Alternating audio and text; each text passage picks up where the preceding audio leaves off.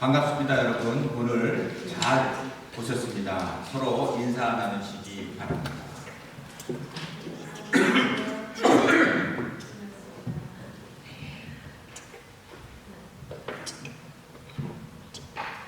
오늘 제가 이 본문을 택한 욥기는 상당히 좀 어려운 성경 중에 하나입니다.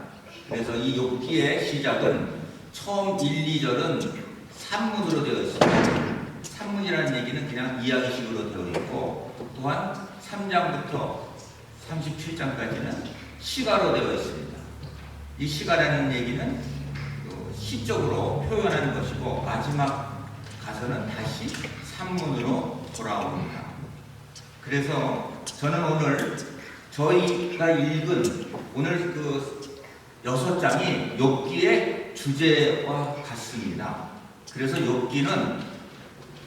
욥기의 주제는 의인의 고난과 하나님의 주권이라는 것이 큰 주제입니다. 욥기는 BC 한 2000년 전부터 계속 이렇게 구전으로 내려오다가 약 1000년 전에 지어졌는데요. 누가 지어졌는지는 정확히 알려있지 않습니다. 그래서 욥은 울부짖는 자라는 뜻을 가지고 있고, 흔히 우리는 욥기의 주제가 고난을 받는 욥이라고 알고 있으나 고난이 욥기의 중심 주제는 아닙니다. 욥기는 왜 의인이 고난과 고통을 받는가? 하나님은 살아계셔서 공의와 진리로 과연 인생을 다스리고 있는가?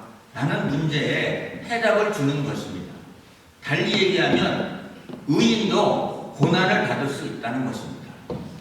악인만 고난을 받는 것이 아니라 교회 봉사 열심히 하고 반듯하게 살았고 남의 모범이 되는 사람도 알 수 없는 고난을 받을 수 있다는 것입니다.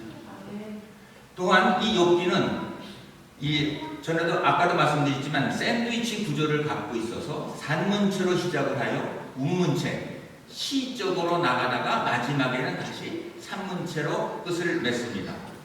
욥기를 다르게 해석하려면 이 시가적 성격을 알아야 하는데요. 성경에 보면 역사서가 있죠. 역사서는 하나님이 과거에 간섭하신 사건, 과거의 사건을 기록하는 것이죠. 성경이 많은 부분이 역사서로 되어 있습니다. 또한 선지서, 하나님이 당신의 백성을 어떻게 인도하셨느냐. 선지서는 대선지서와 소선지서로 나누죠. 그럼 왜 대선지서냐? 간단합니다. 장이 길으면 대선지서고 짧으면 소선지서입니다. 그리고 시가서는 하나님이 백성 공동체에 하나님께서 간섭하시는 은혜와 예언적 계시에 대한 인간의 그 반응을 적은 것입니다. 그래서 시가서의 대표적인 것이 시편입니다. 구체적으로 욥기는 의인에게 일어나는 이유 모르는 고통과 현실적 고난에 대해서 인간의 반응을 기록한 책입니다. 왜 하필 접니까? Why me? 왜 다른 사람을 놔두고 나는 바르게 살고 나는 성실하게 살았고 남의 모범이 되게 살았는데 왜 저한테 알지 못하는 고통을 주는 것입니다. 그래서 하나님의 역사에 대한 인간의 반응을 적은 책이지만 인간이 당하는 부당한 고난과 원인 속에서는 하나님의 섭리가 있다는 것입니다. 혹시 동영상 좀 부탁드리겠습니다. 저 화면에 나온 분은 요즘으로 얘기하면 타이거 우즈와 같은 사람입니다. 아마 아시는 분들은 아실 겁니다. 흑인으로서 제일 처음 테니스에 챔피언에 올랐고요. 아서 애쉬라는 흑인 선수입니다. 1960년대와 1970년도에 미국 테니스계를 주름잡았던 사람입니다. 지미 코너스하고 쌍벽을 이뤄서 서로 주거니 받거니 챔피언십을 차지한 사람입니다. 그는 1983년 심장병 수술 때 자기의 의사와는 관계없이 에이즈에 걸렸습니다. 젊고 총망받고 잘 나가던 친구가 그만 에이즈에 걸려서 10년 만에 1993년 50세의 나이에 세상을 떠났습니다. 그러나 그가 유명하게 된 것은 유명한 테니스 선수여서 그런 것이 아닙니다.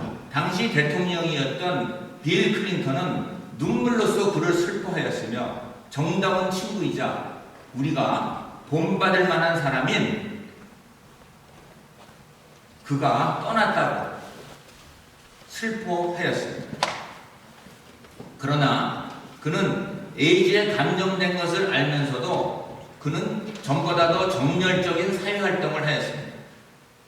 아프리카 인종차별 철책을 항의하기 위해서 시위에 나섰으며 죽기 얼마 전 IT, 난민에 대한 미국의 잘못된 정책을 항의하다가 체포되었습니다. 그러나 그는 내 인생에서 나를 괴롭게 한 것은 이러한 에이즈에 대한 고통보다 내가 흑인이었다는 사실입니다. 에이즈는 사람의 몸을 죽이지만 인종차별은 당신의 정신을 죽인다고 토론하였습니다. 남아프리카의 만델라 흑인 대통령이 미국에 방문 시 제일 만나고 싶은 사람이 저 아서 애쉬입니다. 그러면 그를 그렇게 만든 큰 힘은 어디에서 나온 것일까요? 왜 하나님은 그처럼 에이즈를 당신에게 걸리게 하였을까요? Why he, my Lord? 그러나 그는 이렇게 대답했습니다. 세계에서 5천만 명의 어린아이들이 테니스를 칩니다. 그리고 500만 명이 테니스를 정식으로 배우고 또한 50만 명이 직업선수가 됩니다. 그러나 그들 중 5천 명의 선수가 그랜드 슬램에 대회에 참가할 자격을 얻으나 그 50명 중에 4명이 준결승, 2명이 결승전에 참가하여 자기가 그 그랜드 슬램 대회를 3번이나 우승을 하였을 때 자기는 하나님께 why 하필 접니까?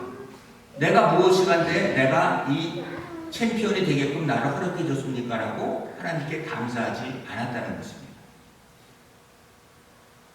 마찬가지로 오늘 내가 에이즈에 걸렸다고 왜 접니까? 라고 물어서는 안 된다는 것입니다. 이것이 그의 인상을 아름답게 만든 신앙 고백이었습니다. 이 고백이야말로 50년 애쉬의 인생을 아름답게 한 것입니다. 또한 미국에서는 그 당시 아직도 흑백 갈등이 많아서 여러분들이 잘 아는 시드니 포이티어의 초대받지 않는 손님이라는 영화가 있죠. 흑인 청년과 백인 여성과의 그 사랑을 그린 영화입니다. 아직도 이 세상에는 우리가 알지 못하는 부조리 그리고 차별이 많이 존재하고 있습니다. 그러면 두 번째 제가 사진을 보여드리겠습니다. 이 사진은 아마 아시는 분은 아실 겁니다. 이 시지푸스 신화를 그린 사진입니다. 이 시지푸스 신화는 인간인 시지푸스가 제우스 신을 속여서 그 고린도에 가면 고린도 정상까지 그 돌멩이를 꼭대기에 올려놓으면 돌은 다시 떨어지고 또 다시 올리고 그러한 반복적인 죄를 받은 것입니다. 티치아노의 그림인데요. 빌 게이츠는 인생은 공평하지 않다라고 캘리포니아 비트니 고등학교 졸업장에서 얘기를 했습니다. 학생들에게 꿈을 가져라, 노력하면 잘 된다, 이러한 희망적인 연설보다는 냉혹한 현실을 얘기한 것입니다. 어떤 금수저는 수단과 방법을 가리지 않고 인류대학에 들어가고, 흑수저는 열심히 공부를 하고 내가 불법 체류자라는 이유로 대학교에 가지 못하는 것이 현재 미국의 현실인 것입니다. 인생을 성실하고 착한 사람이 고난을 받고 악한 사람이 성공하는 경우가 너무 많습니다. 인생은 부조리 투성입니다. 그래서 이 까미는 시지푸스 신화라는 소설을 통해서 인간 사회의 부조리를 고발하고 있습니다. 저 시지푸스는 고린도라는 나라를 세워 왕이 되고 백성의 삶을 향상시키기 위해서 노력을 하였지만 인간이 제우스 신을 속였다는 제목으로 바위를 산 정상에 올려놓고 올린 바위를 다시 떨어뜨리는 형벌을 받게 됩니다. 인간이 힘들게 하는 것은 힘들고 고된 일이 아니라 아무런 의미가 없는 일을 계속 하는 것입니다. 제우스는 시지프스를 죽이지는 않았으나 죽음보다도 더 형벌인 무의미한 일을 반복하는 형벌을 주었습니다. 까미는 시지프스 신화라는 책을 통해서 다른 의미로 해석을 하고 있습니다. 무의미한 일, 부조리한 일을 굴하지 않고 언제 끝날지도 모르는 이 일을 계속 해내고 있는 시지프스를 행복한 시지프스라고 묘사를 한 것입니다. 인간은 부조리 속에서 어떻게 해야 할까요? 첫 부조리, 의미가 없는 삶을 포기하는 것, 왜 자살하지 않을까? 저 정도면 자살을 해야 되는데. 두 번째는 의미가 없는 것을 모른 척 하면서 계속 버티라는 것입니다. 시지프스는 굴러지는 돌을 계속해서 정상으로 올려보내지만 누가 이기나 한번 해보자라고 제우스 신에게 도전을 하는 것입니다. 이것이 반항입니다. 이러한 반응이 부조리를 극복하는 열쇠인 것입니다. 이 까미는 데카르트의 명언을 다시 패러디합니다. 나는 존재한다, 나는 고로 존재한다가 나는 그러한 뜻이 아니라 나는 반항한다, 고로 나는 존재한다 라고 다른 해석을 합니다. 언젠가는 자신이 굴러 올린 돌이 떨어질지언정 언젠가는 그 정상에 우뚝 서리라는 그 기대감 속에 그것을 계속합니다. 우리는 유명한 연극 고도를 기다리며라는 것을 혹시 본 적이 있을 겁니다. 그 고도를 언제 어느 날 들어올지는 모르지만 어느 날 나한테 올지는 모르지만 오지 않는 그 고도의 날을 계속해서 기다리는 그 영국인의 삶과 같다는 것입니다. 부조리 앞에서도 열정을 가지고 반항할 때 자유가 임한다고 까미는 얘기하고 있는 것입니다. 그래서 저 그림을 보고 철학자 피터 싱어는 저 시지프스의 불쌍한 처지를 현대사회의 노동자와 서민의 삶과 닮았다고 얘기를 했습니다. 쉴 새 없이 죽어라고 일을 하지만 꿈도 없고 희망도 없고 계속해서 아무 의미가 없는 희망 없는 노동자와 서민의 삶을 얘기하고 있다고 합니다. 우리는 어느 소설 세일즈맨의 죽음을 여러분 잘 알고 있을 것입니다. 이것이 오늘 현대 사회의 모습인 것입니다. 이 노동의 원어는 라틴어로 구속 또한 형벌의 뜻을 가지고 있습니다. 누구나 노동에서 벗어나려고 하지만 자본주의 사회에서는 다람쥐 쳇바퀴 돌듯이 하루하루 무의미한 삶을 살아가고 있는 것입니다. 시지프스의 형벌과 노동자 가난한 삶은 일맥상통하는 것입니다. 그러나 까미는 부조리 앞에서 굴복하지 말고 끝까지 돌을 굴리며 버티라고 얘기를 하고 있습니다.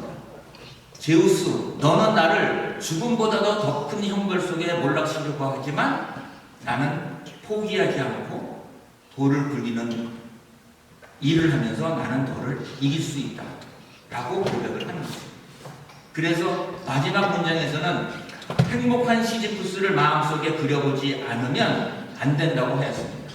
불행을 참고 견디면 그 불행이 행복으로 변한다는 것입니다. 즉 자기의 패러다임, 세상을 보는 눈을 바꾸라는 것입니다. 그러면 제가 이렇게 왜 두 케이스를 얘기하였느냐? 성경에서 이러한 삶의 부조리를 철저하게 경험한 사람이 욥이라는 것입니다. 슬라이드 한번.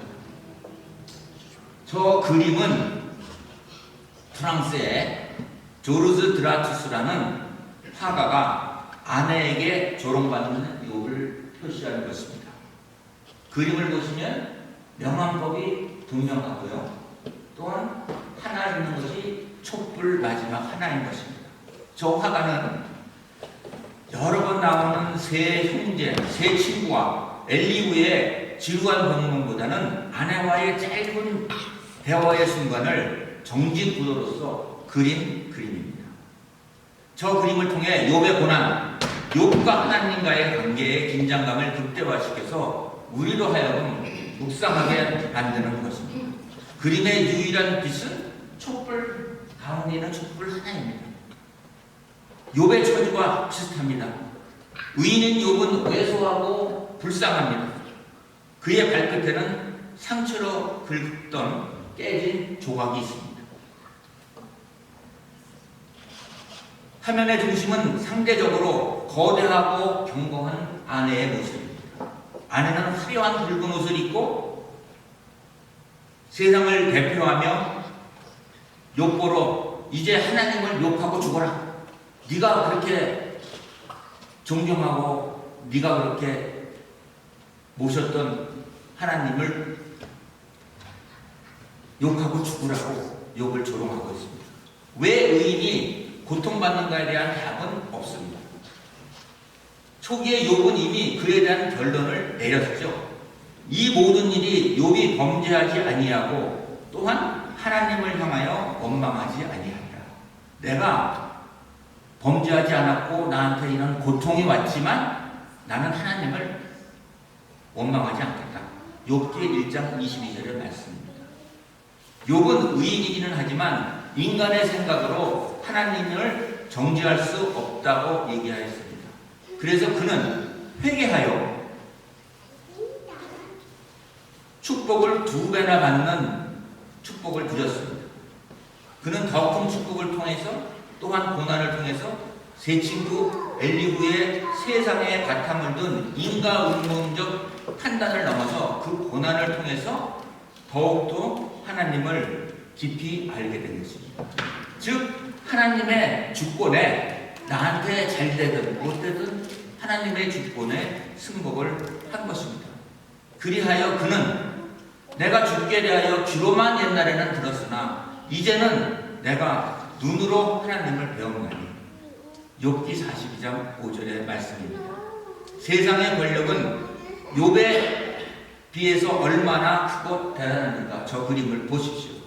그에 비해 쭈그리고 앉아있는 욥은 얼마나 초라하고 미약합니까? 하나님께 인정을 받고 영원한 행복을 갖는 것은 세상의 길과는 전혀 다른 길을 가고 있는 것입니다. 우리가 하나님의 주권 앞에 순종해야 합니다. 그래서 제가 초반부에 욥기의 주제는 욥의 고난과 하나님의 주권을 라고 말씀을 드린 것입니다. 그래서 나의 가는 길을 그가 아시나니 그가 나를 단련시킨 후에 내가 정금같이 나오리라. 욥기 23장 10절의 말씀입니다. 이 말씀을 붙들고 세상으로부터 오는 고난을 이기시기를 축원을 드립니다. 이 욥의 상당히 욥이 조금 어렵습니다만 욥의 그 전체적인 그 스토리를 보시면 여호와와 사탄 사이에 욥을 두고 내기를 하죠. 이러한 스토리는 우리가 여러 번 나오죠. 아브라함도 시험을 받고 또한 파우스트에 나오는 주인공과 악마하고 내기를 걸죠. 파우스트에게 너가 인생이 아름답다라고 하는 순간 너의 영혼을 뺏어가겠다. 내기를 해서 파우스트가 그런 고백을 하는 순간 하늘에서 천사가 내려와서 그 파우스트를 건져주죠. 그와 비슷한 스토리입니다. 아마 파우스트가 이 욥의 스토리를 카피해서 지었다는 얘기도 있습니다. 그래서 욥은 고난을 받을 때에 물질적으로 고난을 받았죠. 도둑, 소가 500마리나 없어지고 암나기도 500마리 없어지고 약대 3,000마리에 양 2,000마리 가락받아 사망을 했습니다. 두 번째로는 또 자기 자녀 10명이 죽었죠. 그러나 이거는 상대방에 대한 고난이지만 자기 자신에게도 몸이 아프고 또한 자기 신체를 공격해서 온몸에 악창이 나서 자기 몸을 다 긁어내리는 고통을 받았지만은 욥은 하나님을 원망하지 않았고 친구들은 와서 하나님을 더 이상 비난하라고 그러고 아내는 하나님을 욕하고 대전하고 이렇게까지 얘기하였을 때 저 그림에서 보듯이 눈은 허공을 향하고 초점이 없고 아주 나약한 모습입니다. 욥은 즉 예수의 모형인 것입니다. 저 그림을 통해서 예수는 죄가 없는데도 십자가의 고통을 받아 돌아가셨습니다. 또한 이사야 53장 5절을 보면 그가 찔림은 우리의 허물이요 그가 상함은 우리의 죄악 때문이다. 어쩌면 이사야 53장과 욥의 처지와 예수님의 처지가 비슷합니다. 우리는 때때로 고통을 받는 것보다 죽는 것이 낫다고 생각할 때가 있습니다. 그러나 아우구스티누스는 존재하는 것 자체가 선이다. 우리 옛 속담에 개똥바에서 불러도 살아있는 것이 낫다, 이승이 낫다라는 속담도 있습니다. 욥이 받은 가장 큰 복은 그 고난으로 인해서 하나님을 더 알게 되고, 또한 하나님이 하시는 일을 좀 더 깊이 이해하게 된 것입니다. 즉 하나님의 주권에 순종하게 된 것입니다. 욥의 고통이 아무리 커도 예수님의 십자가 고통에 비해서는 아직 미약하다고 생각을 하고 있는 것입니다. 오늘 말씀의 결론을 맺습니다. 욥기는 왜 의인이 고난을 받는가에 대한 답을 주는 책이 아닙니다. 욥이 아무리 왜 이렇습니까? 라고 대답해도 하나님은 침묵하시는 것입니다. 이해되지 않는 고난을 당할 때에도 하나님을 신뢰하며 하나님의 주권에 순종하라고 알려주는 책입니다. 의인에 대한 고난은 하나님이 무엇을 하시는가에 있지 않고, 즉 하나님은 침묵을 하시지만 그 침묵에 있지 않고 하나님은 누구신가에 대해 알게 하는 것입니다. 42장 5절 말씀은 그동안 내가 하나님을 귀로 들었고 내가 하나님을 건성으로 들었으나 이제 내가 하나님을 눈으로 뵙게 됐다고 고백을 하고 있는 것입니다. 우리는 하나님 말씀을 설교로도 만나고 기도로 음성을 듣고 하나님을 눈으로 보고 하나님을 살아계심을 전하는 주님의 백성이 되기를 여러분께 축원을 드립니다. 전에는 말로만 듣던 하나님이었는데 고난으로부터 벗어났을 때에 욥에게 영의 눈이 열리고 하나님을 온전히 볼 수 있게 된 것입니다. 하나님은 우리를 폭풍 가운데 만나 주시게 했습니다. 욥기 38장 1절은 그러나 하나님은 또한 세미한 음성으로 엘리야에게 나타나셔서 우리를 만나 주십니다. 또한 예수님은 폭풍 부는 바다에서 제자들에게 나타나셔서 주님을 만나게 하신 것입니다. 우리 모두 하나님의 이러한 실제를 경험하는 오아시스 성교교회 성도님 되시기를 주님의 이름으로 축원드립니다. 기도하겠습니다. 우리가 세상을 바라보지 말고 부정적인 언어로 사용했던 왜 하필이면 접니까? 라고 말하지 말고 인생의 생각을 바꾸시기를 주님의 이름으로 축원합니다. 아도의 씨가 우승시 왜 접니까?